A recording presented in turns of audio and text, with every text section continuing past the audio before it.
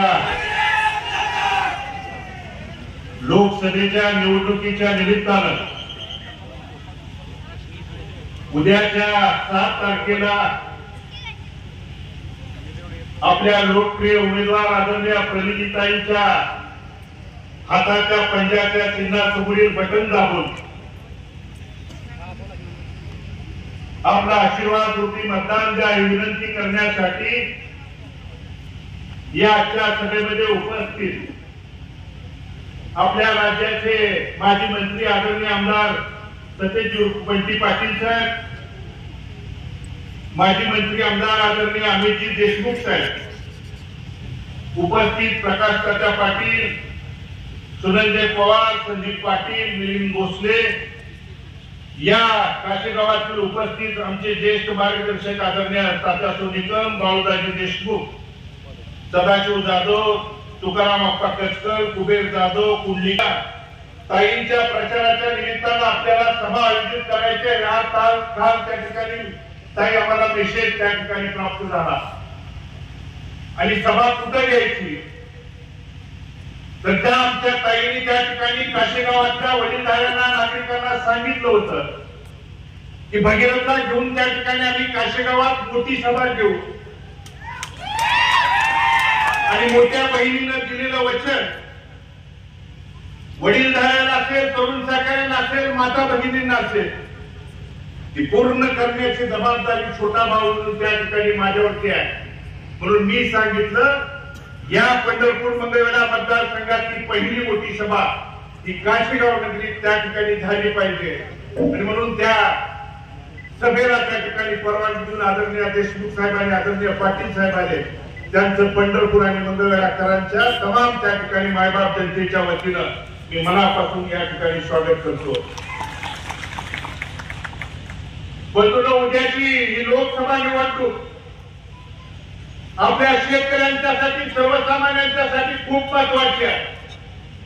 कारण उद्याची निवडणूक मोदी विरुद्ध इंडिया या देशातला इंडिया आघाडी म्हणजे या आघाडीत समाविष्ट झालेल्या पक्षांची आणि प्रमुखांची नाही तर या देशातल्या सर्वसामान्य शेतकऱ्यांची, कष्टकऱ्यांची, बेरोजगार तरुणांची जी त्या ठिकाणी आर्त हाक आहे, जी पिळवणूक या गेल्या 10 वर्ष लगातार त्या ठिकाणी सुरू आहे, याच्यावरती आवाज उठवण्यासाठी आपल्याला कदाचित लोकशाही आणि संविधान वाचवण्यासाठी ही शेवटची बंधूंनो उद्याच्या लोकसभेची त्या ठिकाणी संधी आहे. म्हणून जागरूकतेने उद्याच्या 7 तारखेला आपण आशीर्वाद रूपी मतदान द्या ही विनंती सर्वप्रथम त्या ठिकाणी करतो.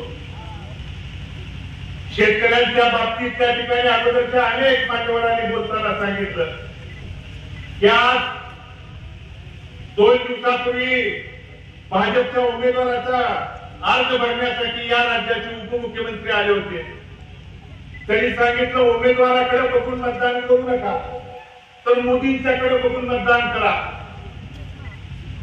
प्रत्येक पंचवार्षिकला उमेदवार बदलला जातो, फक्त मोदी त्या ठिकाणी चेहरा आमच्यावरती त्या ठिकाणी दाखवला जातो.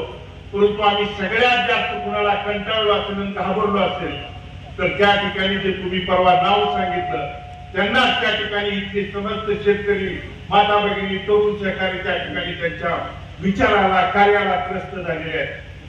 एकीकडे 6000 रुपये आम्हाला दिले म्हणून तुम्ही सांगता, परंतु कपडे असे किंवा जे शेतकरी, आपण कृषी प्रधान देश म्हणून त्या ठिकाणी आपण वावरतो, आज या काशेगाव नगरीत आणि पंचक्रोशीत सगळ्यात जास्त साहेब द्राक्ष बागायतदाराशी निगडीत असणारे हे सगळ्यात मोठं आमच्या जिल्ह्यातलं आणि परिसरातलं हे गाव आहे. आज जर त्या ठिकाणी या द्राक्ष बागायत असेल किंवा डाळिंब आणि इतर पिकांच्या बाबतीत बी बियाणं असतील, खतं असतील, त्या ठिकाणी औषधांसाठी हजारो लाखो रुपयाचा जीएसटी आणि कर त्या ठिकाणी आम्हाला शेतकऱ्यांना भरावा लागतो. एकीकडे तांब्यानं तुम्ही आमच्याकडे काढून घेता आणि दुसरीकडे चमच्यानं देऊन आम्हाला दिलं म्हणून जर सांगत असाल तर नक्कीच विचार करायला लावणारी ही निवडणूक आहे. आणि म्हणून शेतीशी जोडधंदा असणारा दुग्ध व्यवसायाकडे आमच्या शेतकरी माता भगिनी वळल्यानंतर दुधाला त्या 4 पैसे वाढून मिळतील, माझा प्रपंच त्या ठिकाणी, माझं कुटुंब सुधारेल या नात्यानं या भागातल्या शेतकरी दुग्ध व्यवसायाकडे वळल्यानंतर मात्र आज दुधाची परिस्थिती काय आहे? आजच्या जर त्या ठिकाणी दुधाचा दर बघितला तर 22 ते 24 रुपये फक्त दुधाला त्या ठिकाणी दर आहे. आम्ही आंदोलनं केली, मोर्चा काढला, रस्त्यावरती उतरल्यानंतर तुम्ही अनुदान देण्याचं त्या ठिकाणी घोषणा केली. जानेवारी महिन्यामध्ये अनुदान देणार म्हणून सांगितलं. आज एप्रिल शेवट आलाय, परंतु 1 रुपयाचे अनुदान त्या ठिकाणी शेतकऱ्याच्या कुठल्या किंवा दुसऱ्या कोणत्याही खात्यावरती त्या ठिकाणी जमा झालेलं नाही. म्हणून या सगळ्या गोष्टीचा सारासार विचार करायला लावणारी ही निवडणूक आहे. बदलून उमेदवार कोण आहे समोर? राम सातपुते. नाव राम आहे, परंतु प्रवृत्ती रावणाची आहे. साहेब, माझ्या वडिलांच्या निधनानंतर पोटनिवडणूक झाली. त्या पोटनिवडणुकीत हा महाराष्ट्र आमदार म्हणून त्या ठिकाणी भाजपच्या प्रचारात आला होता आणि प्रचारात भाषण काय केलं तर नाना गेले, त्याबरोबरच नानांची स्वप्न त्या ठिकाणी गेली म्हणून या प्रचाराच्या सभेने तालुक्यामध्ये बोलला. अरे, तुमचं भाजप आणि नीतिमत्ता त्या ठिकाणी तुमच्या मनामध्ये त्या ठिकाणी संवेदना ही गोष्ट कधीच असू शकत नाही. कारण नानांच्या मनामध्ये स्वप्न काय होती तर 2009ला निवडणुकीला सामोरं जात असताना त्या मंगळवेढ्यातल्या महाराष्ट्राच्या भागातल्या शेतकऱ्याला सांगितलं होतं, भले आपण दुष्काळात जन्मलो असतो तर दुष्काळात मरायचं नाही म्हणून त्या ठिकाणी सांगितल्यानंतर तुम्ही शेतकऱ्याचा पोरगा पहिल्यांदा विधानसभेत पाठवण्याचं काम 2009ला केलं. आणि म्हणून साहेब, विदर्भ मराठवाड्याचा अनुशेष जोपर्यंत भरून निघत नाही तोपर्यंत पश्चिम महाराष्ट्रात कुठली योजना मंजूर करायची नाही. असं असताना देखील तत्कालीन मुख्यमंत्री आदरणीय पृथ्वीराज बाबा असतील किंवा तत्कालीन गृहमंत्री आदरणीय शिंदे साहेब ज्यांच्या सहीनं राज्यपालांची त्या ठिकाणी नियुक्ती होती, स्वतः शिंदे साहेब नानांच्या बरोबर राज्यपालापर्यंत आले आणि आमच्या या 35 गावच्या शेतकऱ्यांची अतिशय जिव्हाळ्याची असणारी ही योजना आहे तुम्ही मंजुरीच्या विनंती केल्यानंतर 2014 साली या योजनेला मंजुरी दिली.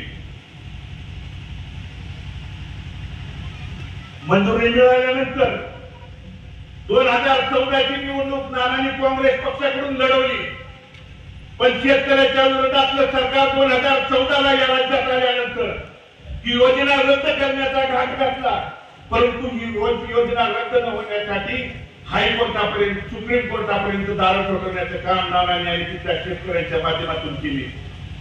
आज ते काल परवा तुम्हाला त्या ठिकाणी 13 मार्च मध्ये या ठिकाणी योजना मंजूर झाली आणि त्याचं श्रेय म्हणून जर घेत असतील तर माझ्याकडे या जलसंपदा विभागाचा महाराष्ट्र शासनाचा हा GR आहे, ज्यामध्ये स्पष्ट उल्लेख आहे की मंगळवेढा उपसा सिंचन योजनेत सन 2013-14च्या दरसूचीवर आधारित 530 कोटी किमतीस 6/9/2000 शासन निर्णयाच्या प्रशासकीय मान्यता देण्यात आली, जी 2014ला दिली. परंतु तुम्ही त्या ठिकाणी शेतकऱ्यांच्या विरोधातलं सरकार असल्यामुळं 2.4 TMC पाणी आणि 24 गावात योजनेचा लाभ होत असताना 14 गावांनी 1.2 TMC पाणी वगळण्याचं पाप त्या ठिकाणी त्या दरम्यान केलं. परंतु 2019ला तिसऱ्यांदा निवडणूक लढवल्यानंतर नानांच्या विचाराचं सरकार आल्यानंतर त्यांनी त्या ठिकाणी प्रयत्न करून वगळलेली 14 गावं आणि 1.2 TMC पाणी जे वगळलं होतं ते परत त्या ठिकाणी प्रस्तावित करून ती योजना त्यांच्या शेवटच्या श्वासापर्यंत हॉस्पिटलमध्ये असताना देखील ती मंजुरी करण्यासाठी तत्कालीन जलसंपदा मंत्री आदरणीय जयंत पाटील साहेब आणि आदरणीय उद्धवजी ठाकरे साहेबांच्याकडे त्यांचा त्या ठिकाणी पाठपुरावा सुरू होता. आणि म्हणून नानांची त्या ठिकाणी स्वप्न काय होती की महात्मा बसवेश्वरांचं 14 वर्ष वास्तव्य असलेल्या मंगळवेढ्यामध्ये देश पातळीचं त्या ठिकाणी स्मारक व्हावं. या काशीगाव आणि पंचक्रोशीतल्या शेतकऱ्यांच्यासाठी 2009 पूर्वी काय परिस्थिती होती, भाटघरच्या पाण्यासाठी असेल किंवा उजनीच्या पाण्यासाठी शेतकऱ्याला हक्काचं पाणी देखील त्या ठिकाणी पाण्याची पाळी मिळत नव्हती. लाईटचा डीपी जळाल्यानंतर 40-50 हजार रुपये कुणाकडे घेऊन जावं लागत होते. तिथल्या तमाम 72 शेतकऱ्याला त्या दरम्यान माहित होतं. परंतु ही सगळी प्रथा, त्या चुकीची पावलं त्या ठिकाणी बंद करण्याचं काम नानांच्या माध्यमातून झालं. डीपी जळाल्यानंतर ताबडतोब दुसऱ्या दिवशी शेतकऱ्यांच्या दारापर्यंत देण्याची भूमिका, बांधापर्यंत देण्याची भूमिका त्या ठिकाणी पार पाडली. किंवा या भागात भाटघरचं पाणी जरी एखाद्या त्या ठिकाणी मिळालं नाही, आपल्याला आठवण म्हणून सांगतो भुशीवस्तीचे पातुभोणे म्हणून आपले शेतकरी आहेत, 1 एकर भिजायचं त्या ठिकाणी राहिलं होतं. आणि पाणी त्या ठिकाणी त्या पाटकऱ्यांनी बंद केलं तर त्यांच्या पाठीमागा अधिकाऱ्यांच्या लावून त्या शेतकऱ्याच्या बांधापर्यंत शेतापर्यंत पाणी आणून देण्याची भूमिका नानांनी त्यांच्या इथला लोकप्रतिनिधी जागरूक प्रतिनिधी म्हणून काम करण्याची भूमिका पार पाडली. आज काय परिस्थिती आहे, पाटकरला पाण्याची पाळी सुटली. त्या ठिकाणी काशीगाव मधला आपला 14 फाटा जो वस्ती पंढरपूरकडचा फाटा आहे. आज फाट्याला फक्त कोड्या त्या ठिकाणी भिजल्यानंतर आजची या परिस्थिती बघितली तर तो फाटा बंद करण्याचं पाप त्या ठिकाणी कुणी केलं तर लोकप्रतिनिधीच्या सांगण्यावरून तुम्ही जर फाटा बंद करत असाल आणि जाधव वस्ती असेल, ढवळे, डोणे, खिलारे, दुने, नवले, कवटेकर किंवा अनेक आडनावांच्या आमच्या शेतकऱ्यांच्यावरती तुम्ही तिथं अन्याय करत असाल तर लोकप्रतिनिधी कुणासाठी असतो? तुमच्या माझ्यासाठी, सर्वसामान्य शेतकऱ्यांच्यासाठी असतो का त्या ठिकाणी चुकीच्या वर्गणा आणि दिशाभूल करून फक्त निवडणुकीपुरतं तुमच्या पुढे यायचं आणि वेगवेगळ्या अफवा आणि आमिष दाखवून त्या ठिकाणी दिशाभूल करायचे? बंधूंनो, या सगळ्या गोष्टींचा सारासार विचार करायला लावणारी निवडणूक आहे. आणि म्हणून त्या रावणाच्या प्रवृत्तीच्या उमेदवाराला मला आवर्जून सांगायचं आहे की राहिलेले अधुरी स्वप्न तर त्या ठिकाणी पूर्ण करण्यासाठी त्यांच्या रक्ताचा, विचाराचा वारसदार म्हणून खंबीरपणे या ठिकाणी लढण्यासाठी मी तयार आहे. त्यांनी त्यांच्या विचाराने कार्याने हजारो मावळे त्या ठिकाणी या पंढरपूर आणि मंगळवेढा मतदारसंघात त्या ठिकाणी तयार केलेले आहेत. आणि म्हणून ही पूर्ण त्या ठिकाणी दिलेला शब्द असेल, त्यांनी दिलेलं त्या ठिकाणी कोणतीही गोष्ट पूर्ण करण्यासाठी भले रस्त्यावरती जरी उतरावं लागलं तर ती उतरण्याची जबाबदारी आमची आहे. परंतु त्या ठिकाणी नीतीचा फेरा आहे. पोटनिवडणुकीला दुःखाच्या प्रसंगात माझी मी त्या ठिकाणी सामोरं जात असताना खालच्या भाषेत त्या ठिकाणी हयात नसणाऱ्या माणसांच्यावरती देखील टीका करून तुम्ही त्या ठिकाणी आमिषाने दिशाभूल पसरण्याचं काम केलं. अरे राम, आता तू मैदानात आलाय, निवडणूक लागल्यानंतर काय करून करायचा, लोक भेटायला मला वेळ द्या. आणि मी त्याला सांगितलं एक वेळ राजकारण सोडून घरी बसेल, तुझ्या प्रवृत्तीच्या या अशा चुकीच्या माणसाला कदापि त्या ठिकाणी साथ देणार नाही म्हणून खडकावून त्या ठिकाणी सांगितलं. म्हणून बंधूंनो, या पंढरपूर तालुक्यातल्या या 22 गावं, पंढरपूर शहर आणि आपल्या मोहळला जोडलेली 17 गावं जी या सोलापूर लोकसभेला जोडलेली आहेत आणि 42 आणि 15 गावं जी माढा लोकसभेला जोडलेत आणि त्या ठिकाणी मंगळवेढ्याच्या 80 गाव आणि शहरातल्या तमाम नानांच्या पासून काम करणाऱ्या वडीलधारी शेतकरी, माता भगिनी, तरुण सहकारी या पदाधिकाऱ्यांना बोलवून विचारलं की कशा पद्धतीची आम्ही भूमिका घ्यायची. तुम्ही देखील ज्या नानांच्या विचाराचं, कारण 2009, 14, 19 या सगळ्या निवडणुकीमध्ये शिंदे साहेबांच्या पाठीमागं खंबीरपणे उभे राहून आपण त्या ठिकाणी मताधिक्य देण्याचं काम या ठिकाणी केलंय. कोण उद्या येईल, अमुक अमक्याचा फॅक्टर आहे, तमुक तमक्याचा फॅक्टर आहे. यावेळी यापूर्वी देखील निवडणुकामध्ये बघितलंय. आठवण म्हणून त्यांना सांगतो, 2014च्या निवडणुकीच्या वेळी या देशाच्या पंतप्रधानाची त्या ठिकाणी निवडणुकीचं भाषण पंढरपूरमध्ये होतं. त्याच वेळी नानांची सभा याच ठिकाणी काशीगावमध्ये त्या चर्चा होती.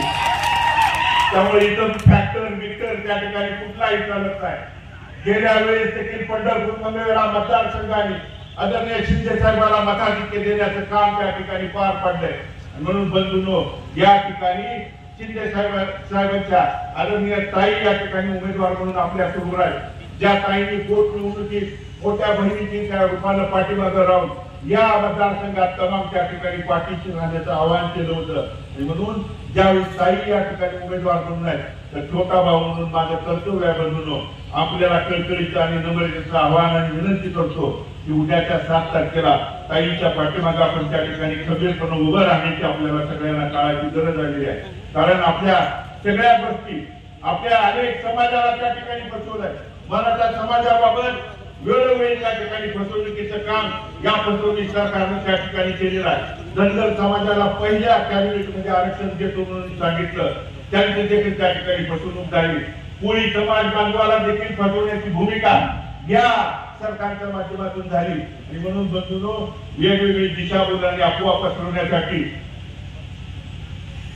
हे लोक आपल्या समोर येतील, परंतु त्यांना खऱ्यासारखं बाजूला सांगण्याची भूमिका उद्याच्या 7 तारखेला या समस्त शेतकरी म्हणून गट तट पक्ष पार्टी याच्या पलीकडे जाऊन त्या ठिकाणी शेतकऱ्याची जात की एकवटून त्या ठिकाणी उद्याच्या 7 तारखेला आपल्याला मतदान करणं ही काळाची बंधून गरज आहे आणि म्हणून त्या पद्धतीने आपण ताईच्या हाताच्या चिन्हासमोर बटन दाबून आपला आशीर्वाद द्या ही विनंती या निमित्तानं सगळ्यांना आपल्याला करतो।